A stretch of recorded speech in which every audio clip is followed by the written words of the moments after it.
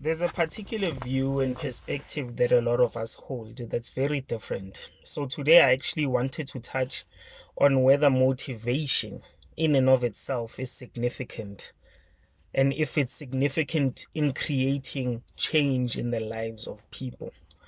The reason I actually am thinking about this particular topic this morning is because, well, I've listened to a lot of leaders in various fields. I will not say names this time around, but you'll hear them saying motivation is hogwash, motivation is not necessary, motivation, is not key in people's success, and motivation is a waste of time. I hold a very, very different view. They will say that largely the reason they feel those negative impacts around the subject of motivation is largely because, well, it all boils down to commitment, it all boils down to discipline, and it all boils down to action. That's when you are likely to see results. But the truth of the matter is, what motivates you into getting to act? There's always a stimulus that is out there that will get you to act. There's always a stimulus out there that will get you to be disciplined and committed. The stimulus may be wealth building and money.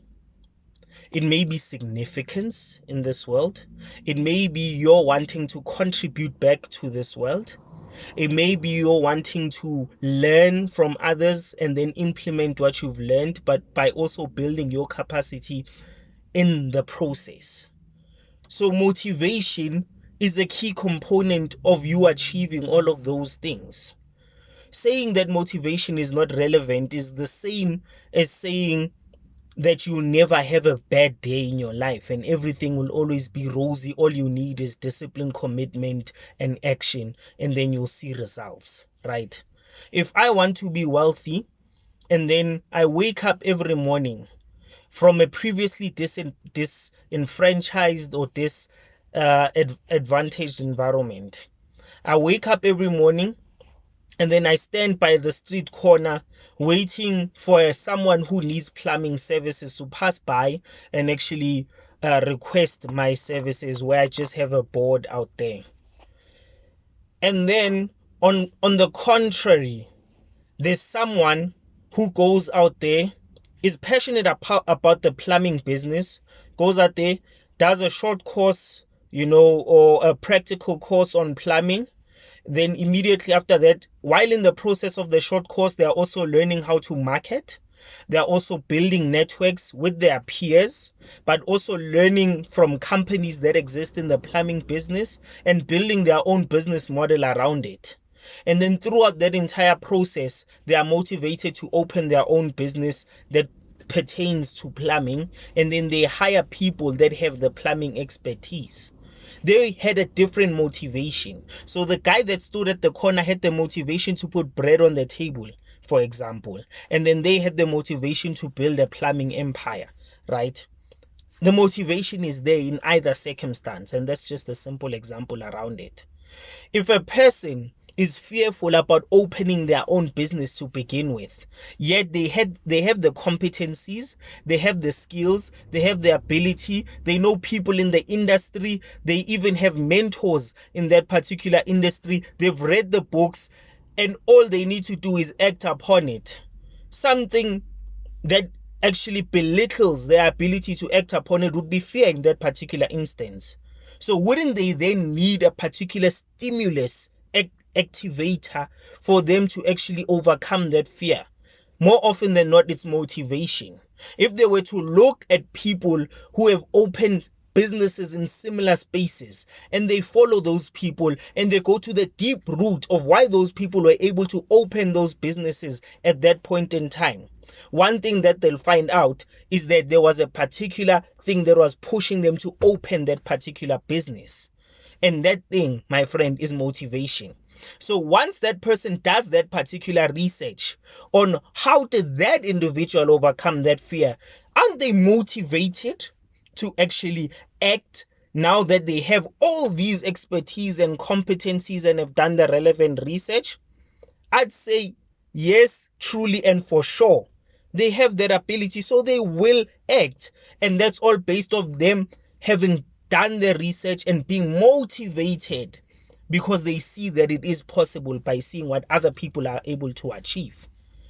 If I am overweight as an individual, and the reason for me being overweight is because I've tried diet after diet. I love food, okay? I like to consume food, but I've tried diet after diet after diet, and it hasn't worked for me. That hasn't worked for me for a number of reasons, if you were to think about it. It hasn't worked for me because, for one, the diet may have not been suitable for my blood type, because these days we need to be careful what types of food are suitable for our blood type if we have a particular goal for our physical health and prosperity, right? But at the same time, if I as an individual am not losing weight, not because of a non-specified diet regimen, but because I lack the motivation to wake up in the morning, and I suddenly say, okay, let me actually try and build habits around how am I going to do this. And the first habit is to say, let me go to YouTube every morning and look at guys that are actually exercising and who have transformed their body in a particular period of time, and then do my best to follow their exercise regimen and their diet regimen and see what happens from there. If you watch those videos long enough, you watch those videos, you will be motivated and more so inspired to then act. So if you look at every key component, when I went to tertiary, I was motivated by the fact that I wanted to study environmental health.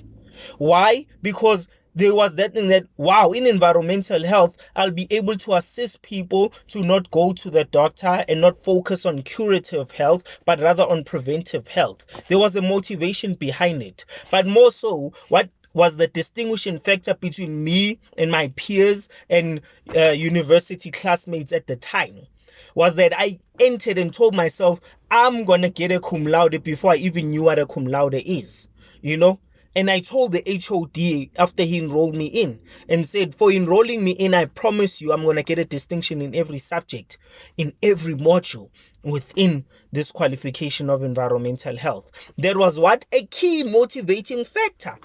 But I'm not saying that it ends at motivation. But I am saying let's not belittle it. Let's not just look at motivation in the sense of an individual who gets a speaking engagement as a motivational speaker, who knows that largely a lot of individuals, after they walk out of there, they will most likely not follow what that motivational speaker spoke about.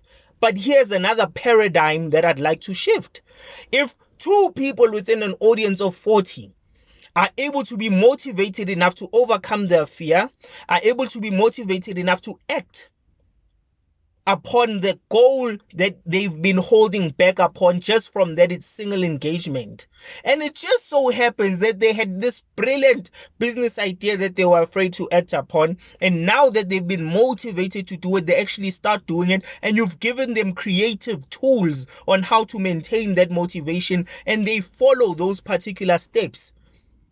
Then the first step of motivation would have been the most significant one if they were to open a business that's scalable and hires 40 people in the process and actually becomes listed in the J Exchange one day, right? It starts somewhere. So consider motivation not as something that when one speaks of it to you, you reckon it's something that is just going to transform your life. No. That's not what motivation is, and that's not what I feel motivation should be. Motivation is a fundamental building block to your destiny. You decide what that motivation is. Motivation is not hogwash. Motivation is not unnecessary. Motivation is not a waste of time. Motivation is a key fundamental building block to your dreams, but it's something that you need to refuel and refuel. Hence, Zig Ziglar says that we recommend it each and every day. You need to be motivated each and every day, and you need to find those necessary tools. Opening up a book that says Think and Grow Rich by Napoleon Hill. You are motivated, number one, to buy the book. Then you are motivated to read the book. Then you are motivated to actually implement some of those strategies that will allow you to think and grow rich and implement the wealth. Get the wealth and accumulate the wealth.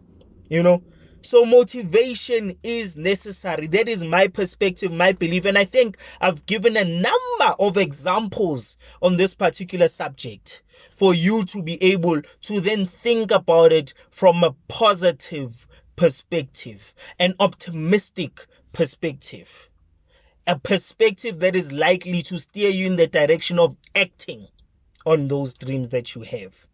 So that wasn't a rant, though I think it may have sounded as if I was venting off and just going off at all the people that feel motivation is not necessary. I've said it before and I say it again, I myself am not a motivational speaker. But when something is necessary as a fundamental building block for us to achieve our dreams, I can't sit here and belittle it. I have to speak for it because it's a key fundamental building block for us achieving our dreams. So come on, as the youth, let's do it. Peace out.